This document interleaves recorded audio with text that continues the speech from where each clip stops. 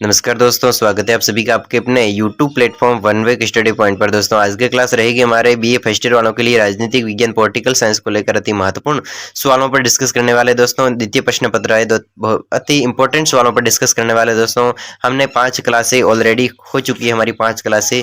आज की class 6वीं class है। दोस्तों अति इंपॉर्टेंट सवालों पर डिस्कस करने वाले, उन्हीं सवालों पर डिस्कस करेंगे जो पिछले एग्जामों में पूछे गए और हर वर्ष कॉलेज एग्जाम में पूछे जाने की संभावना बनी रहती है। दोस्तों अति इंपॉर्टेंट सवाल। अगर आप चैनल पर पहली बार है और वीडियो को वॉच कर रहे हैं तो चैनल को सब्सक्राइब कर लीजिएगा दोस्तों, और अपने दोस्तों के साथ में शेयर कर लीजिएगा। दोस्तों अपने उन दोस्त के साथ में शेयर कीजिए जो आपके कॉलेज में पढ़ता है, आपके साथी है, आपके दोस्त है, आपका जिगरी है, उसके साथ में शेयर कीजिए। चलिए दोस्तों, आज की क्लास में सवाल रखा है 2017 के एग्जाम में पूछा गया अति इंपॉर्टेंट सवालों की श्रेणी में हमने सवाल को रखा है। चलिए सवाल को देख लेते। भारतीय संघात्मक व्यवस्था के समक्ष चुनौतियां कौन कौन सी, उसका वर्णन कीजिए। भारत की जो संघात्मक व्यवस्था है उसमें क्या क्या, उस व्यवस्था के समक्ष कौन कौन सी चुनौतियां, भारत की संघात्मक व्यवस्था के समक्ष कौन कौन सी चुनौतियां, उन चुनौतियों के बारे में लिखना है। भारतीय संघात्मक व्यवस्था है उसके सामने कौन कौन सी चुनौतियां है उसका वर्णन करना है। चलिए, भारतीय संविधान भारतीय संविधान द्वारा भारत में संघात्मक शासन की व्यवस्था की। किसके द्वारा? भारतीय संविधान के द्वारा भारतीय संघात्मक व्यवस्था की, वो संघात्मक शासन की व्यवस्था की। परंतु कुछ परिस्थितियां ऐसी भी है, कुछ ऐसी भी परिस्थितियां हैं जिसके कारण संघात्मक व्यवस्था के संघात्मक व्यवस्था के सामने प्रमुख चुनौतियां विद्यमान होती है। चुनौतियां कौन कौन सी है फटाफट देख लेते हैं। दोस्तों सीरीज को आपके सामने कंप्लीट जल्द से जल्द किया जाएगा। कमेंट भी बच्चों के आ रहे हैं कि सीरीज को कब तक कंप्लीट करवा लिया जाएगा। दोस्तों आपको 15 दिन के अंदर अंदर पूरी 1 वीक सीरीज को आपके सामने पेश करवा लिया जाएगा। आप टेंशन मत लीजिएगा, मैं डेली की लगातार क्लासों को आपके सामने रखता रहूंगा और आप मेरा सपोर्ट करते रहिएगा। दोस्तों आप रेगुलर क्लास अटेंड कीजिए ताकि मैं भी मोटिवेट रहूं कि बच्चे देख रहे हैं, वॉच कर रहे वीडियो, तो मैं आप आगे बढ़ता जाऊं। दोस्तों समझिएगा, शक्तियों का विभाजन केंद्र के पक्ष में मजबूत। दोस्तों जब भारत की संघात्मक शासन व्यवस्था है, वो उस व्यवस्था के सामने कौन कौन सी चुनौतियां आती है, तो पहली चुनौती इस प्रकार है कि शक्तियों का विभाजन। भारत में जो शक्तियां हैं, उसकी अलग अलग प्रकार की शक्तियां, उस शक्तियों का विभाजन केंद्र के पक्ष में मजबूत है। केंद्र के यानी सरकार के पक्ष में मजबूत है, क्योंकि संघ सूची में 97 विषयक, समवर्ती सूची में 12 विषय दिए गए। दोस्तों संघ सूची है उसमें 97 विषय दिए हुए और समवर्ती सूची उसमें 52 विषय वो दिए गए तथा अवशिष्ट शक्तियां केंद्र के पास है। दोस्तों अवशिष्ट शक्तियां वो केंद्र के पास है। तुलनात्मक दृष्टि से शक्ति विभाजन केंद्र के पक्ष में होता है। तुलनात्मक दृष्टि से शक्ति का विभाजन है वो केंद्र यानी सरकार केंद्रीय लेवल पर ये विभाजन है वो प्राप्त होता है। ठीक है, संघात्मक सरकारों में दोहरी नागरिकता होती है। दोस्तों संघात्मक शासन होता है हमारा, जो भारत में संघात्मक शासन की जो व्यवस्था है वो कैसा है, एक दोहरी नागरिकता।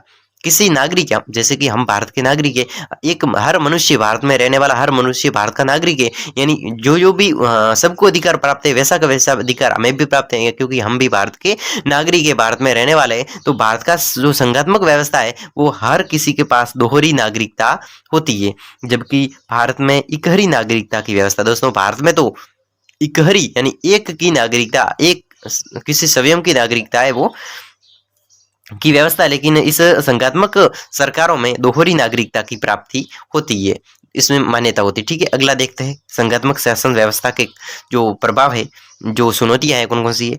भारत में एकीकृत न्याय व्यवस्था है, ये संघात्मक शासन के समक्ष एक चुनौती है। ठीक है, भारत में संघ राज्यों के लिए एक ही संविधान की व्यवस्था। दोस्तों भारत में अलग अलग संघ राज्यों के लिए एक ही संविधान लिखा गया है, तो ये भी एक समस्या है संघात्मक शासन व्यवस्था के सामने।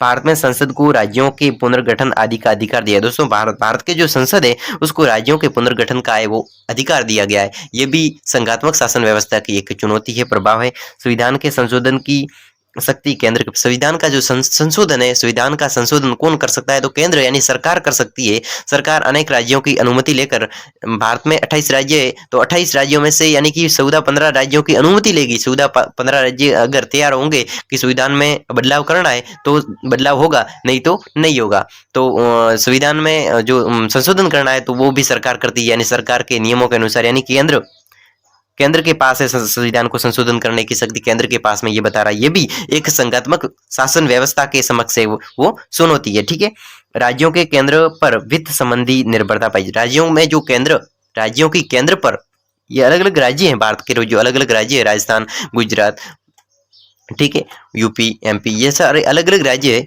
इसमें क्या है कि इसकी केंद्र, अलग अलग राज्यों की केंद्र होती है, उस पर वित्त संबंधी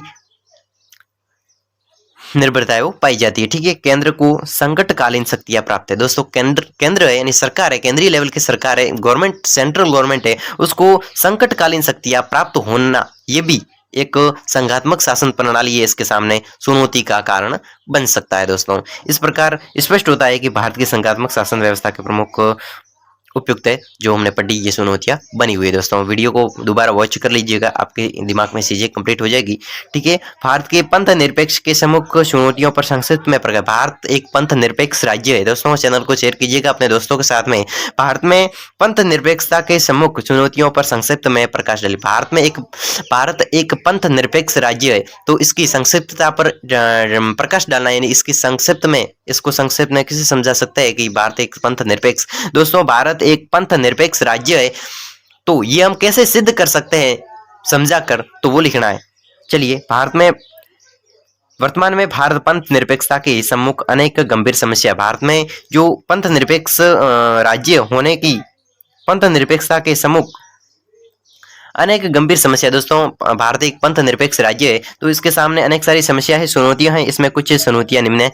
कौन कौन सी चुनौतियां हैं? भारत एक पंथ निरपेक्षता वाला राज्य तो है, लेकिन इसका भी बहुत ही बड़ा असर पड़ता है, यानी बहुत ही घातक सिद्ध हो सकता है। इसका कारण भी, इसके प्रभाव देखते हैं कि सांप्रदायिक और जातिवाद। दोस्तों निरपेक्षता, पंथ निरपेक्ष है, इसलिए इस भारत में सांप्रदायिकता और जातिवाद होता रहता है, ठीक है। तो किस प्रकार? न्यायमूर्ति राजेंद्र गडकर ने कहा है कि सांप्रदायिकता भारत की सर्वाधिक गंभीर समस्या है। दोस्तों सांप्रदायिकता भारत में है, वो भारत की सबसे सर्वाधिक समस्या है। यदि राज्य नागरिकों की संपत्ति व जीवन की सांप्रदायिक हिंसा से रक्षा नहीं कर सकते। दोस्तों यदि राज्य, अलग अलग राज्य भारत के नागरिकों की संपत्ति, नागरिकों के पास में, हमारे पास में जो संपत्ति है, धन है और उसका जीवन है, और खुद का जीवन है, उसकी सांप्रदायिक हिंसा से रक्षा नहीं हो सकती। खुद की रक्षा, सांप्रदायिक हिंसा की रक्षा, सांप्रदायिक धर्म की रक्षा, खुद की रक्षा, धन संपत्ति की रक्षा नहीं हो सकती, तो पंथ निरपेक्ष राज्य एक मजाक बहन कर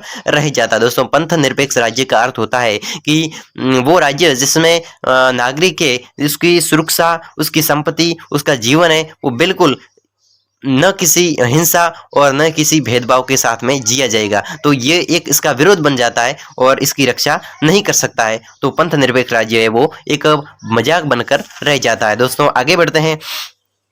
चलिए, एक और विद्वान आया, और उस विद्वान ने, कौन सा विद्वान है? डॉक्टर लक्ष्मीमल सिंघव ने अपने शब्दों में वस्तु स्थिति यह है, इसकी वस्तु स्थिति है कि हमने एक पंथ निरपेक्ष राज्य को तो मान लिया। दोस्तों हमने एक पंथ निरपेक्ष राज्य तो मान लिया, लेकिन पंथ निरपेक्षता अब तक भी हमारे सामाजिक जीवन का एक अंग नहीं बन पाई। हमने भारत को पंथ निरपेक्ष राज्य तो मान लिया, लेकिन हमारे सामने पंथ निरपेक्ष राज्य का अंग भारत है वो नहीं बन पाया दोस्तों, ठीक है। दल व चुनौतियां, चुनावी राजनीति, भारत में दलीय और चुनावी है वो राजनीति होती है। चुनावी राजनीति यानी चुनाव तो होते हैं दोस्तों, वोट देने पड़ते हैं, तो ये चुनावी राजनीति एक भारत के पंथ निरपेक्ष पर गहरा असर डालती है, ठीक है। भारत की दलीय राजनीति, चुनावी राजनीति में भी भारत की पंथ निरपेक्षता को खतरे उत्पन्न हुए। दोस्तों भारत में जो चुनाव होते हैं, ये भी भारत की पंथ निरपेक्षता को प्रभावित यानी खतरे उत्पन्न करते हुए नजर आई है। अर्थात दलीय व चुनावी राजनीति भारत में धार्मिक कट्टरता, दलीय अलग अलग दल होते हैं, बीजेपी, जैसे कि बीजेपी है, कांग्रेस है, अलग अलग दल होते हैं, ठीक है। तो अलग अलग दलीय जो चुनावी राजनीति होती है, चुनाव के द्वारा राजनीति होती है, वो भारत में धार्मिक कट्टरता, दोस्तों धर्म के, हिंदू, मुस्लिम, सिख, ईसाई, यानी धार्मिक कट्टरता, अलग अलग धर्मों की जो कट्टरता है, आमने सामने जो विरोध की भावना है, ये कट्टरता और धार्मिक यानी धर्म के आधार पर जातीय संघर्ष, जाति के आधार पर संघर्ष की स्थितियां कम करने के स्थान पर ये उकसाया है। दोस्तों पंथ निरपेक्ष राज्य को एक चुनावी दृष्टि से देखा जाए तो वो उकसा हुआ नजर आता है। यह भी पंथ निरपेक्ष राज्य का खतरा है दोस्तों, उसके सामने खतरा मंडरा रहा है। भारत में एक तरफ असंख्यकों में असुरक्षा का भाव व्याप्त है। दोस्तों भारत में एक तरफ तो देखा जाए तो असंख्य सॉरी असुरक्षा का भाव है दोस्तों। भारत में एक तरफ से देखा जाए तो असुरक्षा का भाव है, सुरक्षा नहीं हो पा रही है, भाव व्याप्त होता है और दूसरी तरफ से बहुसंख्यक हिंदुओं में भी यह भावना घर कर रही है दोस्तों। बहुसंख्यक ऐसे हिंदू लोग हैं, हिंदुओं में भी ये भावना है वो घर कर रही है। कैसी असुरक्षा वाली भावना हिंदुओं के मन में भी यानी कि डर व्याप्त हो रही है और इसका परिणाम हो रहा है पंथ निरपेक्षता के अविश्वास के कारण। पंथ निरपेक्षता में अविश्वास के कारण ये सभी हो रहा है, यानी कि खुद की असुरक्षा हिंदू भी मान रहा है, यानी कि खुद का जीवन है वो खतरे में मान रहा है। पंथ निरपेक्ष की दुहाई देने वाले राजनीति दल और नेता दिल्ली में इमाम अब्दुल्ला बुखारी से मुसलमानों के वोट दिलवाने की फरियाद कर देते हैं तो मिजोरम में किचन चर्च दुई देकर चुनाव लड़ते हैं। ठीक है, अगला देखते हैं दोस्तों, धार्मिक और जातीय भावनाओं के साथ खिलवाड़। दोस्तों भारत में लोगों की धार्मिक यानी धर्म के नाम पर और जाति के नाम पर जो खिलवाड़ होता है, उसके साथ में जो खिलवाड़ होता है, खिलवाड़ कर अवसरवादी दलीय राजनीति कर रहे दोस्तों। धर्म के आधार पर, यानी हिंदू धर्म है तो हिंदू धर्म के आधार पर जाति, यानी कि कोई भी अलग अलग प्रकार की जाति है तो इस धर्म और जाति के आधार पर एक उसके साथ में लोगों के साथ में खिलवाड़ होता है और खिलवाड़ कर अवसरवादी ऐसा अवसर पाते हैं कि दलीय राजनीति ऐसी कर रहे, जो अवसर, मौका और धर्म के नाम पर वोट कमा रहे, पैसे कमा रहे, ऐसी बात इसमें लिखी गई है। ठीक है, चलिए ये हम पढ़ क्या रहे, एक भारत का पंथ निरपेक्ष राज्य होना सही है, लेकिन लोग इसको मान रहे नहीं मान रहे, इसके सामने कौन सी प्रभाव आ रहे, इसकी असुरक्षा किस प्रकार है वो पढ़ रहे हैं। ठीक है, इस्लामी आतंकवाद भारत में जो पंथ निरपेक्ष राज्य है वो भी इस्लामी आतंकवाद से प्रभावित है। भारत का जम्मू कश्मीर राज्य तो इस्लामी आतंकवाद से काफी समय से ग्रसित चला आ रहा है। दूसरी तरफ पूर्वोत्तर राज्यों में भी निरंतर इसके प्रभाव का बढ़ाया जा रहा है दोस्तों। पूर्वोत्तर राज्य में, पूर्व में स्थित राज्य में इसका प्रभाव है वो बढ़ता जा रहा है, यानी कि जो इस्लामी आतंकवाद जम्मू कश्मीर में हो रहा है तो उत्तर भारत में, भारत के जो उत्तर भाग है वहां पर जम्मू कश्मीर स्थित है, तो उस उत्तर भारत में इसका प्रभाव है वो निरंतर बढ़ता जा रहा है दोस्तों। पाकिस्तान से जो आतंकवादी का जो हमला होता है वो हम इसे कैसे, इसमें जो लिखा हुआ है कि जम्मू कश्मीर में हमले कहाँ से होते हैं, वो आतंकवादी हमले होते हैं, वो हमले एक ग्रसित मामला चलता आ रहा है और भारत में निरंतर इसके प्रभाव है वो बढ़ता, भारत पर इसका प्रभाव बढ़ता जा रहा है। असम को इस्लामी देश बनाने की जुगत में जुटी ISI के एजेंटों ने एक स्थानीय कट्टर इस्लामी अग्रवादी संगठन Muslim United liberation front of Assam के माध्यम से बड़ी मात्रा में घातक अत्याधुनिक हथियार असम भेजे। इससे स्पष्ट होता है दोस्तों, इस मामले से स्पष्ट होता है, जो आतंकवादी हमलों के, इस्लामी आतंकवाद से हमलों से स्पष्ट होता है कि भारत में मुस्लिम बहुल सीमा से लगे क्षेत्र इस्लामी आतंकवाद के माध्यम से पाकिस्तान ISI तथा आतंकवादियों के माध्यम से इस्लामी संप्रदाय को भड़काकर इसके पंथ निरपेक्ष स्वरूप से आघात करने में लगा हुआ। दोस्तों ऐसे हमले हो रहे हैं तो इसका अर्थ ये हुआ कि जो भारत का पंथ निरपेक्ष राज्य है वो भी पंथ निरपेक्ष राज्य को तोड़ने में लगा हुआ है। चलो दोस्तों अगले सवाल की ओर बढ़ते हैं। बहुत ही अच्छा सवाल है दोस्तों, भारतीय राजनीति में जाति की भूमिका पर संक्षिप्त में टिप्पणी। भारत की जो राजनीतिक व्यवस्था है उसमें जाति की किस प्रकार की भूमिका है उस पर संक्षिप्त में, यानी जाति के नाम पर किस प्रकार राजनीति होती है उसके बारे में लिखना है कि भारतीय राजनीति में जाति का महत्व स्थान है।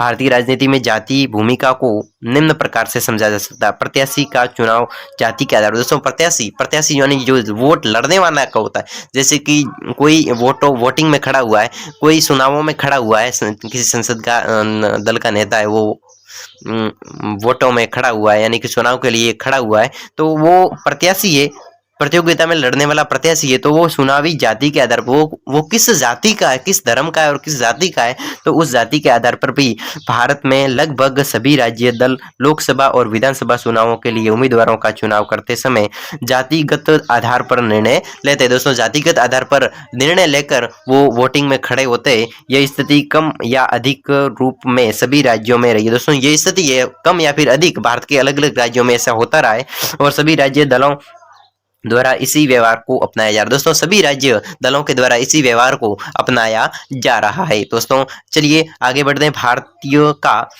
जाति तथा प्रशासन का संबंध, जाति और प्रशासन का संबंध किस प्रकार का है उसके बारे में लिखते हैं कि राजनीतिक जो भारतीय राजनीति है उसमें जाति का जो जाति तथा प्रशासन का संबंध है, किस प्रकार जाति और प्रशासन का संबंध है उसके बारे में लिखते हैं।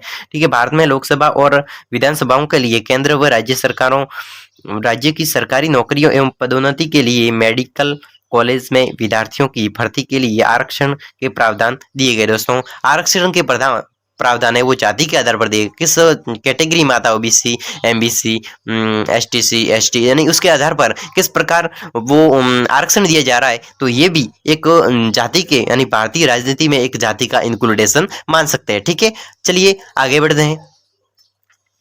ऐसा माना जाता है कि भारत में स्थानीय स्तर के प्रशासन अधिकारी निर्णय लेते समय या उसके क्रियान्वयन में संगठित जातियों के नेताओं से प्रभावित हो जाते हैं। बिहार राज्य में तो प्रशासन में जातिवाद का तत्व बहुत ही अधिक प्रभावित। दोस्तों बिहार राज्य में तो प्रशासन, बिहार राज्य में जो बिहार प्रशासन है, अलग अलग प्रकार के प्रशासन है, अलग अलग प्रशासन, उसमें जातिवाद का तत्व है वो बहुत ही प्रभावित हो चुका है। दोस्तों चलिए आगे बढ़ते हैं। यानी कि जाति के बारे में किस प्रकार वोटिंग चलती है, किस प्रकार के पदाधिकारी जो निर्णय लेते समय क्रियान्वयन संगठित जातियों और नेताओं से किस प्रकार प्रभावित होते हैं, तो उसके बारे में लिखा हुआ है। तो जातिगत आधार पर मतदान व्यवहार, दोस्तों जातिगत आधार पर मतदान होते हैं, यानी वो हमारी जाति का है तो हम उसको वोट देंगे, वो हमारी जाति का नहीं है तो उसको नहीं देंगे, इस प्रकार।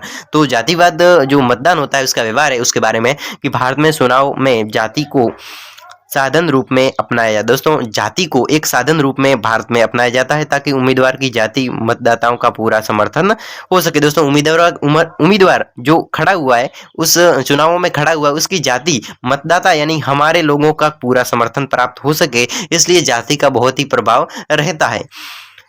राज्यों में चुनावों में विभिन्न राजनीतिक दल स्थानीय स्तर पर जाति अपील को स्वीकार करते। दोस्तों राज्यों, अलग अलग राज्यों के चुनाव होते हैं उसमें विभिन्न राजनीतिक दल है, अलग अलग, जैसे कि अलग अलग राज्य है उसमें अलग अलग राजनीतिक नेता जो संसद के नेता वो खड़े होते हैं। ठीक है, तो वो चुनावों में खड़े होते हैं राजनीतिक दल के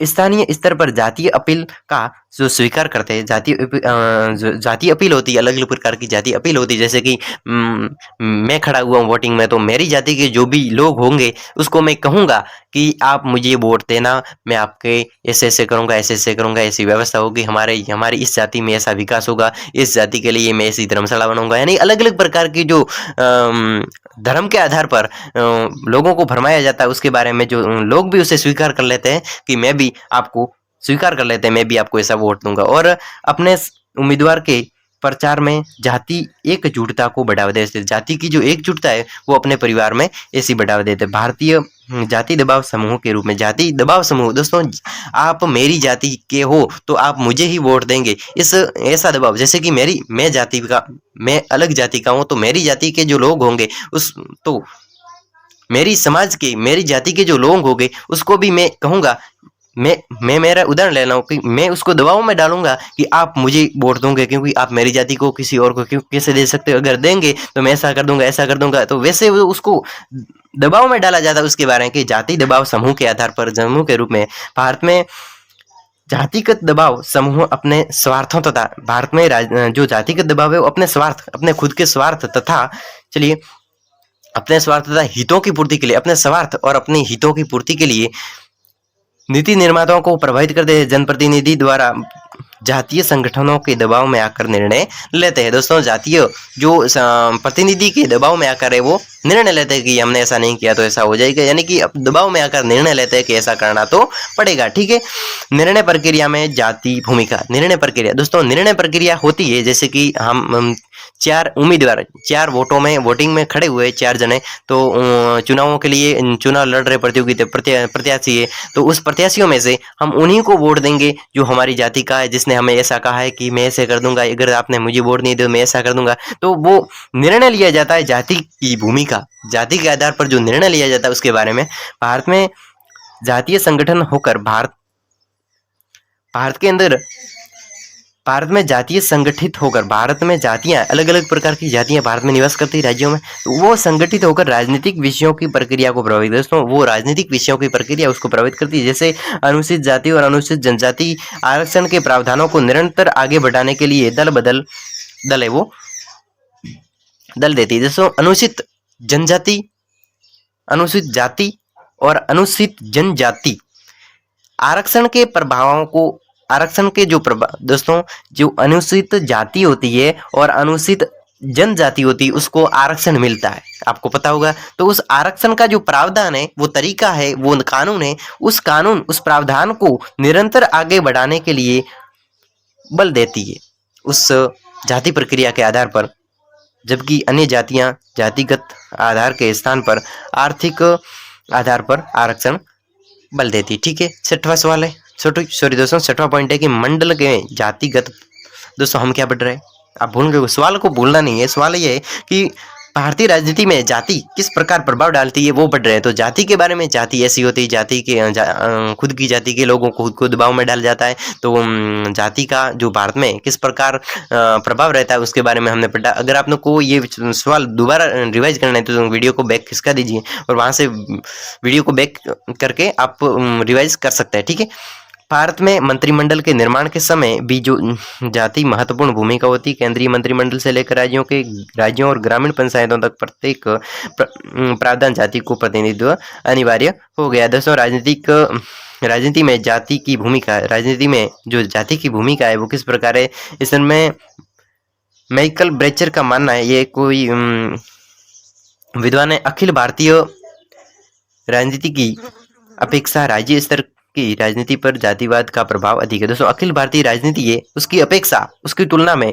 जो राज्य स्तर, अखिल भारतीय और राज्य स्तर की जो राजनीति है उसमें ये जो राज्य स्तर की राजनीति है इस पर ज्यादा जाति प्रभाव रहता है, लेकिन अखिल भारतीय इसमें कम रहता है जाति का प्रभाव, और राज्य स्तर की राजनीति इसमें राज्य, अलग अलग राज्यों में जो राजनीति होती है उसमें जाति प्रभाव अधिक होता है और अखिल भारतीय में कम होता है। ठीक है, इस प्रकार चुनावों के प्रत्याशियों में निर्धारण में मंत्रिमंडल के निर्माण में जाति की भूमिका, मंत्रिमंडल के निर्माण में वो जाति भूमिका रहती है। दोस्तों केंद्र लेवल में नहीं होती, राज्य लेवल पर होती है, ये बात है। चलिए अगले सवाल की ओर बढ़ते हैं फटाफट। मंत्रिमंडल के गठन में प्रधानमंत्री की भूमिका। दोस्तों मंत्रिमंडल का गठन किस प्रकार होता है और उसमें प्रधानमंत्री की भूमिका। दोस्तों 2015 के एग्जाम में पूछा गया सवाल, मंत्रिमंडल प्रधानमंत्री एवं मंत्रिपरिषद के बीच में संबंधों पर टिप्पणी लिखनी है। प्रधानमंत्री और मंत्रिपरिषद के बीच में किस प्रकार के संबंध है, किस प्रकार की जो कार्य भूमिका है उसके बारे में स्पष्ट करना है। चलिए मंत्रिमंडल के गठन के लिए जो भी है संविधान के अनुच्छेद 75, दोस्तों संविधान के अनुच्छेद 75 के अनुसार मंत्रियों की नियुक्ति राष्ट्रपति प्रधानमंत्री को सलाह पर करता है। दोस्तों अनुच्छेद 75 में लिखा गया है कि मंत्रियों की नियुक्ति है, उस मंत्रियों की नियुक्ति राष्ट्रपति प्रधानमंत्री की सलाह पर करता है। प्रधानमंत्री सलाह देगा और राष्ट्रपति नियुक्ति करेगा। मंत्रियों की नियुक्ति राष्ट्रपति करता है लेकिन प्रधानमंत्री की सलाह पर करता है, अर्थात व्यवहार में मंत्रिमंडल का गठन प्रधानमंत्री करता है। दोस्तों व्यवहार के अनुसार देखा जाए तो मंत्रिमंडल का गठन है वो प्रधानमंत्री करता है, लेकिन वो आदेश भले ही राष्ट्रपति देता है लेकिन कहता कौन है, ब्राह्मण कौन देता है, ये प्रधानमंत्री कहता है और राष्ट्रपति करता है। यानी कि राष्ट्रपति प्रधानमंत्री के सुझाव पर मंत्रियों की नियुक्ति है वो करता है। ठीक है, चलिए आम निर्वाचन के बाद मंत्री परिषद का आकार में मंत्रियों की श्रेणी, किस किस को मंत्री पद दिया जाए, मंत्रियों को कौन कौन से विभाग सौंपे जाए आदि गठन संबंधी बातें प्रधानमंत्री द्वारा निर्धारित की जाती है। दोस्तों आम निर्वाचन एक नॉर्मल जनरल आम निर्वाचन होते हैं, वोटिंग होती है, उसके बाद में आम यानी कि एक नॉर्मल एरिया में किसी राज्य में अलग अलग तहसीलों में जो वोटिंग होती है तो उस तहसीलों के हिसाब से वोटिंग के हिसाब से जो निर्वाचन वोटिंग होती है तो उसके बाद में वोटिंग होने के बाद में मंत्री परिषद का आकार, उसमें मंत्रियों की श्रेणी, मंत्री परिषद का जो आकार है उसमें मंत्रियों की श्रेणियां किस किस को मंत्री पद दिया जाए। अब अलग अलग मंत्रियों की श्रेणियां बन गई तो किस किस को मंत्री पद दिया जाए, मंत्रियों को कौन कौन सा विभाग दिया जाए, कौन कौन से विभाग सौंपे जाए आदि का गठन संबंधी बातें वो प्रधानमंत्री कहता है कि इसको ये इतने जनों को मंत्री बना दिया जाए। प्रधानमंत्री क्या बोलता है, इसका कार्य क्या है कि इतने जनों को मंत्री बना दिया जाए और इतने जने को ये मंत्रियों को ये विभाग, इस मंत्री को ये विभाग दिया जाए, इस मंत्री को ये विभाग दो, इस मंत्री को ये विभाग दो। राष्ट्रपति करता है, लेकिन सुझाव कौन देता है? प्रधानमंत्री कहता है कि इतने सारे मंत्री खड़े हैं तो ये मंत्री बनो, ये मंत्री बनो, तू मंत्री नहीं बनेगा, तू मंत्री बन, और तू मंत्री बना हुआ है इसलिए उस विभाग में जा, तू मंत्री है तो उस विभाग में जाइए। जो जो निरीक्षण करता है, जो किसी जो सभा को हैंडल करता है वो कौन करता है? प्रधानमंत्री करता है, ठीक है। और राष्ट्रपति केवल कार्य करता है। यानी कि हम पढ़ क्या रहे हैं कि मंत्रिमंडल के अंतर्गत मंत्रिमंडल में प्रधानमंत्री बैठा है तो प्रधानमंत्री किस प्रकार के कार्य करता है, तो प्रधानमंत्री के मंत्रिमंडल के अंदर कौन कौन से कार्य वो पढ़ रहे हैं, यानी कि वो, ठीक है। मंत्रियों की नियुक्ति, पदच्युत, मंत्रियों की नियुक्ति हो गई है तथा उसका पदच्युत किस प्रकार पर प्रधानमंत्री को अपने मंत्रियों की नियुक्ति का अधिकार। दोस्तों, प्रधानमंत्री को अपने मंत्रियों की नियुक्ति का अधिकार, प्रधानमंत्री जो नाम राष्ट्रपति के समक्ष रखता है राष्ट्रपति उन्हें ही स्वीकार कर मंत्री घोषित कर देता है। यानी कि प्रधानमंत्री कहता है वैसा ही राष्ट्रपति स्वीकार कर लेता है। सामान्यतः प्रधानमंत्री अपने सहयोगियों का चयन अपने विवेक के आधार पर करता है। अपने विवेक, अपने बुद्धि के आधार पर प्रधानमंत्री मंत्रियों की नियुक्ति करता है, मंत्रियों का चयन करता है, लेकिन वह किन्हीं विशेष प्रभावी व्यक्ति को मंत्रिपरिषद में लेने तथा उनकी इच्छानुसार विभाग देने के लिए बाध्य भी हो सकता है। दोस्तों, प्रधानमंत्री अपनी बुद्धि के आधार पर, अपने मन के आधार पर तो कर सकता है मंत्री की नियुक्ति, लेकिन किन्हीं विशेष प्रभावी व्यक्ति को मंत्रिपरिषद में लेने, किसी ऐसा कोई विशेष प्रभारी, ऐसा कोई विशेष प्रभावी व्यक्ति है मंत्रियों में, तो उस प्रभावी व्यक्ति को मंत्रिपरिषद में लेने तथा उसकी इच्छा अनुसार विभाग देने के लिए बाध्य भी हो सकता है।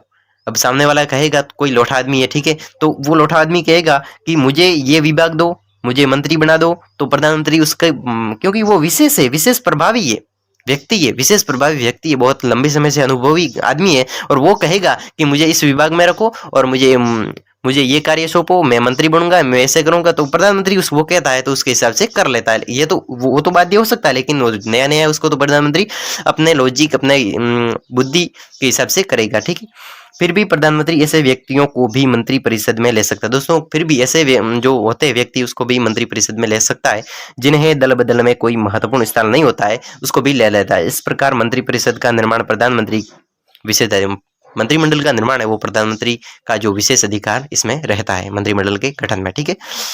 एक बार मंत्रिपरिषद का निर्माण हो जाने के बाद प्रधानमंत्री मंत्रिपरिषद के सदस्यों के विभागों को परिवर्तित करने के संबंध में लगभग पूर्ण स्वतंत्र। दोस्तों, प्रधानमंत्री ने मंत्री बना दिए और अलग अलग मंत्रियों को अलग अलग विभाग सौंप दिए। अब उस विभागों में भी प्रधानमंत्री चेंज कर सकता है, लगभग पूर्ण स्वतंत्र हो, यानी कि उसको परिवर्तित करने में, चेंज करने में पूर्ण स्वतंत्र होता है। प्रधानमंत्री सौंप दिए, उसके बाद में जब किसी मंत्री के प्रधानमंत्री मतभेद हो जाता है, जब किसी ऐसा कोई मंत्री है, प्रधानमंत्री ने मंत्री तो बना दिया, लेकिन उस मंत्री के प्रधानमंत्री के मतभेद हो जाए, प्रधानमंत्री उस सामने वाले मंत्री को देखकर प्रधानमंत्री का मन है वो बदल जाता है, यानी मतभेद हो जाता है, तो संबंधी मंत्री को त्याग पत्र देना पड़ता है। प्रधानमंत्री कहेगा कि तुझे त्याग पत्र देना पड़े तो कर देना पड़ता है। इस संबंध में डॉक्टर श्याम प्रसाद मुखर्जी, देव मुखर्जी, देशमुख, सागला, अशोक मेहता, टीटी कृष्णचारी, देसाई, चरण सिंह, वीपी सिंह आदि उदाहरण इसके हो सकते हैं। दोस्तों, ये जो नाम आए वो इसको प्रधानमंत्री ने हटा दिया कि आप यहाँ से हट जाओ, आप इस मंत्री पद के लायक नहीं हो, इस विभाग में कार्य करने लायक नहीं हो, तो वो ऐसा हटना पड़ता है प्रधानमंत्री कहे तो। इस प्रकार मंत्री परिषद का निर्माण और उसमें परिवर्तन, मंत्रियों की पदच्युति अधिक सीमा तक प्रधानमंत्री की इच्छा अनुसार निर्भर करती। प्रधानमंत्री की इच्छा हो गई तब तक वो मंत्री रहेगा। इस प्रकार मंत्री परिषद का निर्माण और उसमें मंत्री परिषद के निर्माण के बाद में उसमें परिवर्तन, मंत्रियों की पदच्युति, मंत्री अपने पद पर अपने विभाग में कार्य तो कर रहा है, लेकिन वो कब तक कार्य करेगा, किस प्रकार कार्य करेगा, अगर कार्य सही नहीं कर रहा है तो प्रधानमंत्री अपने इच्छा अनुसार उसे हटा सकता है। तो ये अपनी इच्छा, प्रधानमंत्री की इच्छा पर निर्भर करता है, ठीक है। वह विभिन्न विभागों का निरीक्षण करता है, वह अलग अलग प्रकार के विभागों का भी निरीक्षण, कौन? प्रधानमंत्री अलग अलग प्रकार के जो विभाग है, जो सौंपे हैं मंत्रियों को, सौंपे प्रधानमंत्री ने सौंपे विभागों को, तो उसका निरीक्षण करता है प्रधानमंत्री तथा उसमें समन्वय स्थापित कर सकता है, उसमें कोई मैनेजमेंट कर सकता है। प्रधानमंत्री को मंत्रिपरिषद में चाहे परिवर्तन का अधिकार है। दोस्तों, प्रधानमंत्री को मंत्रिपरिषद में मनचाहे मंत्रिपरिषद के अंदर, अब मंत्रिपरिषद का गठन प्रधानमंत्री ने किया तो प्रधानमंत्री जैसा चाहे वैसा परिवर्तन उस मंत्रिमंडल में कर सकता है, उसको अधिकार है। वह किसी भी मंत्री से उसे वह कौन प्रधानमंत्री किसी भी मंत्री से उसे त्यागपत्र देने पर बिना त्यागपत्र मांगे पद से हटाने की सिफारिश राष्ट्रपति कर सकता है। दोस्तों, त्यागपत्र देने पर या बिना पत्र मांगे पद से हटने की सिफारिश राष्ट्रपति से कर सकता है। प्रधानमंत्री सभ्य त्यागपत्र देकर संपूर्ण मंत्रिमंडल को विघटित प्रधानमंत्री सभ्य त्यागपत्र दे तो संपूर्ण मंत्रिमंडल विघटित हो सकती है। दोस्तों, अगर प्रधानमंत्री ने अपना पद छोड़ दिया, प्रधानमंत्री ने बोला कि मैं अपना पद से त्याग देता हूं, मैं अपना पद त्याग देता हूं, तो अपने पद से त्याग पत्र देने के बाद में मंत्रिमंडल भी टूट जाएगी।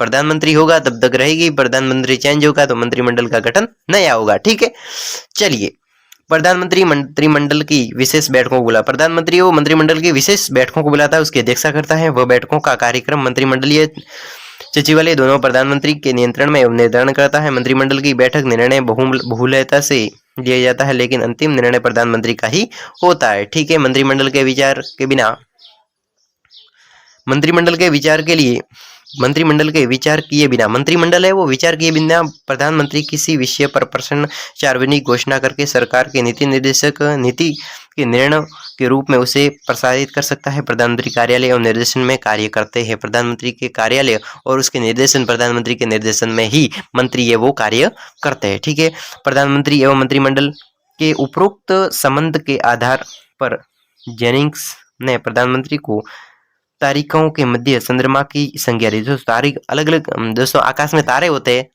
तो आकाश में तारे दिखते हैं बहुत सारे, तो उसके अंदर एक चंद्रमा होता है, चंद्रमा एक होता है लेकिन तारे अलग बहुत सारे होते हैं। तो इसी प्रकार मंत्रिमंडल में मंत्री अनेक सारे, लेकिन उसका मेन पॉइंट प्रधानमंत्री है, तो प्रधानमंत्री एक है और बहुत सारे मंत्री है। तो इसी प्रकार तारे अनेक सारे है और चंद्रमा एक है, तो चंद्रमा को मान लिया प्रधानमंत्री और तारे उसको मान लिया मंत्री। इस प्रकार तो जिस प्रकार चंद्रमा चाहेगा वैसे उस तारों को अलग अलग कर सकता है, यहाँ से यहाँ तक, यहाँ से यहाँ तक, तू यहाँ पर नहीं रह गया, यहाँ पर तुझे हटना पड़ेगा। तो इसी प्रकार प्रधानमंत्री चाहेगा कि तुझे मंत्री रहना है, तुझे यहाँ से यहाँ जाना है, तुझे ऐसा कार्य करना है, तो वो प्रधानमंत्री के इच्छानुसार मंत्री कार्य करते हैं। ठीक है,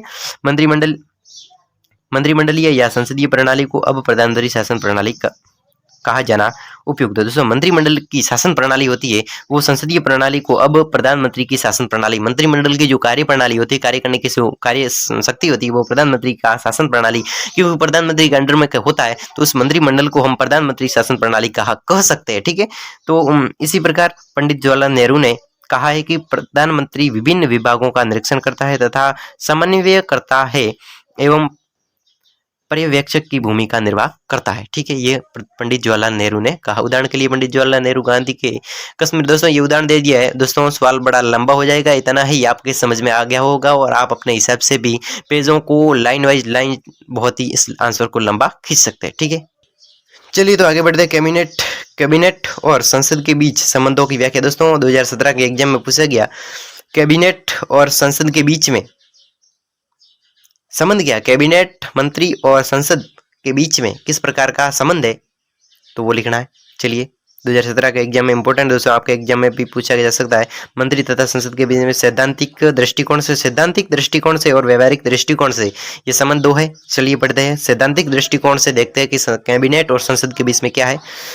संविधान द्वारा भारत में संसदात्मक शासन व्यवस्था अपनाई गई। दोस्तों, संविधान के द्वारा हमारे भारत के संविधान के द्वारा भारत में संसदात्मक शासन व्यवस्था को अपनाई गई और संसदात्मक शासन में व्यवस्थापिका और कार्यपालिका परस्पर संबंध होती है। दोस्तों, जो संसदात्मक शासन प्रणाली हमारे भारत के संविधान में लिखी गई है, तो उस संसदात्मक शासन प्रणाली में व्यवस्थापिका और कार्यपालिका परस्पर संबंधित होती है तथा कार्यपालिका व्यवस्थापिका के प्रति उत्तरदायी। कार्यपालिका होती है वो कार्यपालिका व्यवस्थापिका के उत्तरदायी होती है। उत्तरदायित्व के प्रसंग में संसद का आशय लोकसभा से ही होता है। उत्तरदायित्व का आशय क्या होता है कि उसका प्रसंग में संसद का आशय लोकसभा से होता है। दोस्तों संसद का आशय वो लोकसभा से होता है। उत्तरदायी का तात्पर्य यह है कि मंत्रिमंडल लोकसभा के अधीन है। दोस्तों मंत्रिमंडल है वो लोकसभा के अधीन है, वह अपनी इच्छानुसार, मंत्रिमंडल है वो अपने इच्छानुसार कार्य करेगा और मंत्रिमंडल उसी समय तक अपने पद पर बना रह सकेगा जब तक उसे लोकसभा के बहुमत का विश्वास प्राप्त हो। दोस्तों संसद के द्वारा मंत्रिमंडल पर निम्नलिखित साधनों की बहुमत पर रखा जा सकता है। दोस्तों चलिए अगला है, किस प्रकार रखा जा सकता है? प्रश्नोत्तर के आधार पर हम मंत्रिमंडल, संसद के द्वारा मंत्रिमंडल को किस प्रकार बहुमत के द्वारा एक रखा जा सकता है, तो प्रश्नोत्तर के द्वारा भी रखा जा सकता है। किस प्रकार? संसद को अधिकार है कि वह संसद के अधिवेशन में मंत्रिमंडल के सदस्य से विभिन्न प्रशासनिक बातों से संबंध में प्रश्न पूछे। इस प्रश्नों के आधार पर संसद सदस्य सरकार के विभिन्न प्रशासनिक विभागों की त्रुटि से परिचित हो जाते हैं और उसके द्वारा निंदा व आलोचना के आधार पर सरकार को सही मार्ग पर लाने का प्रयत्न कर सकता है। दोस्तों अगला है काम रोको प्रस्ताव। काम रोको प्रस्ताव के आधार पर भी ये संसद के द्वारा मंत्रिमंडल पर एक साधनों की बहुलता रख सकते हैं। किस प्रकार? काम रोको प्रस्ताव। यदि प्रशासन के किसी भी क्षेत्र में कोई गंभीर घटना हो गई तो प्रत्येक संसद सदस्य को अधिकार है कि वह अपने सदन में इस आशा का प्रस्ताव रखे कि पहले से चले आ रहे सभी विषयों पर विचार स्थापित कर इस गंभीर घटना पर विचार करें। इसे ही काम रोको प्रस्ताव कहते हैं और यह प्रस्ताव मंत्रिमंडल पर नियंत्रण का एक महत्वपूर्ण साधन के रूप में पेश होता है। चलिए दोस्तों आगे है विधेयक या नीति की अस्वीकृति। विधेयक या फिर नीति की अस्वीकृति। दोस्तों सवाल बड़ा लंबा है और क्लास हो चुकी है बड़ी, और बड़ी क्लासों को लेना आपके लिए बहुत ही बेहद मुश्किल काम हो जाता है, इसलिए हम इस सवाल को आगे रखेंगे अगली क्लास में। अब तब तक आपके अगली क्लासों का आयोजन किया जाएगा। हिंदी साहित्य की क्लास रखनी है आपकी BA फर्स्ट ईयर की। दोस्तों आप जरूर क्लास को देखिएगा। तब तक के लिए अनुमति दीजिए, धन्यवाद। अगली क्लास में मिलता हूँ, तब तक के लिए बाय बाय।